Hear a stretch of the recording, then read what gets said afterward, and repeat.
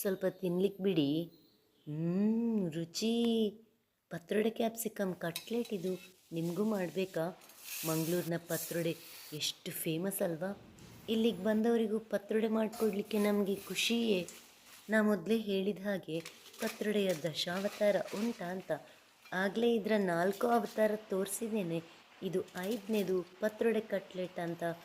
ಇದರ ಮುಂದೆ ನೀವು ಯಾವುದೋ ಇಷ್ಟಪಡ್ತಿರಲ್ಲ, ಆ ಪನ್ನೀರ್ ಟಿಕ್ಕಾ ಕಬಾಬ್ ಅಂತ, ಅದೆಲ್ಲ ಏನು ಸಹ ಇಲ್ಲ. ಬೇಕಿದ್ದರೆ ಟ್ರೈ ಮಾಡಿ ನೋಡಿ. ಹೀಗೆ ಪತ್ರೊಡೆ ಹಿಟ್ಟು ರೆಡಿ ಮಾಡಿಕೊಂಡು ಅದಕ್ಕೆ ನಿಮಗಿಷ್ಟದ ಸೊಪ್ಪು ಅಂದರೆ ಹರಿವೆ ಅಥವಾ ಮೆಂತ್ಯ ಸೊಪ್ಪು ಹಚ್ಚಿ ಹಾಕಿಡೋದು. ಆಮೇಲೆ ಕ್ಯಾಪ್ಸಿಕಮ್ನ ಮಿಡಲ್ ಬೀಜ ತೆಗೆದು ಅದನ್ನು ಟೊಳ್ಳು ಮಾಡಿಕೊಂಡು ರೌಂಡ್ ರೌಂಡ್ ಹಚ್ಚಿ ಬಿಸಿ ಕಾವಲಿ ಮೇಲಿಟ್ಟು ಪತ್ರೊಡೆ ಹಿಟ್ಟಿಂದ ಫಿಲ್ ಮಾಡೋದು. 2 ಕಡೆ ರೋಸ್ಟ್ ಮಾಡಿದರೆ ಕಟ್ಲೆಟ್ ರೆಡಿ. ನಾನೀಗ ಇದನ್ನು ತಿಂದು ಭಜನೆ ಪ್ರಾಕ್ಟೀಸ್ ಮಾಡಲಿಕ್ಕೆ ಹೋಗೋದು.